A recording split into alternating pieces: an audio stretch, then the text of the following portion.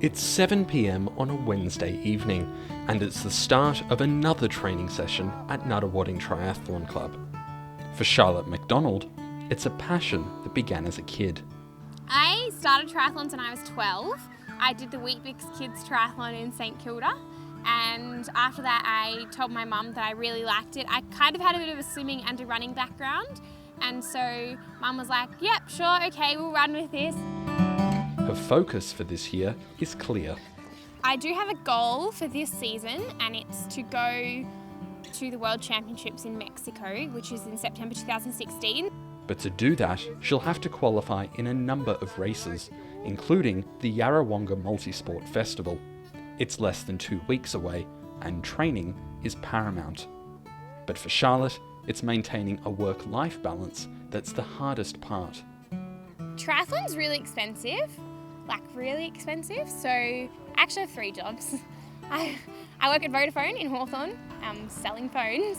I work at my local bike shop, Croydon Cycle Works, who are also one of my sponsors. And I also work as a softball coach at my old high school at Yarra Valley Grammar. So trying to juggle that and then fit in training, they can be really big days.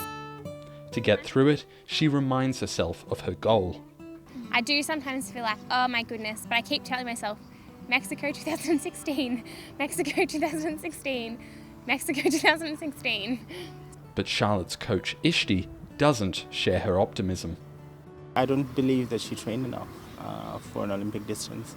Yarrawonga, it gets hot and windy, and it sometimes can be quite tough. And for that, you need to prepare mentally and physically. I haven't seen her doing much.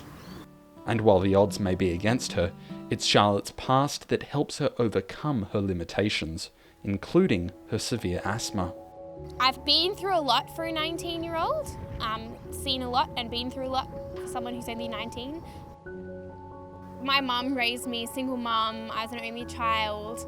I've never actually met my biological father, so I went through a lot as a kid. I remember being bullied in primary school, so it was dealt with quite poorly.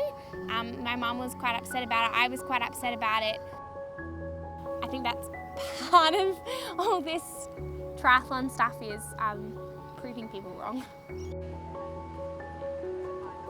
And as time ticks down until the race, it's this purpose that keeps her focused.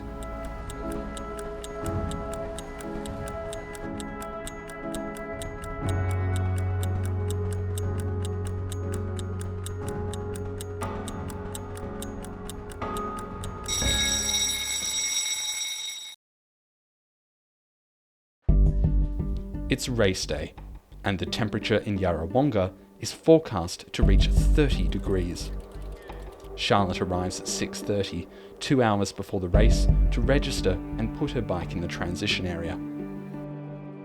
She has a 1.5 kilometre swim, a 40 kilometre bike ride, and a 10 kilometre run ahead of her. Her nerves are beginning to show. She's also worried her asthma might complicate things. It's been particularly bad in the last few weeks. 15 minutes before the race begins, she's ready.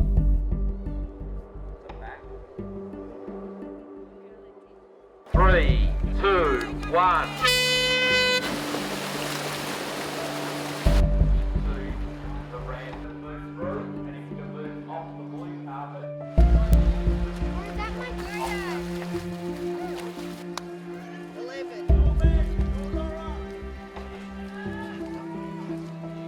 Watching on is Stephen Gatt, President of Triathlon Victoria.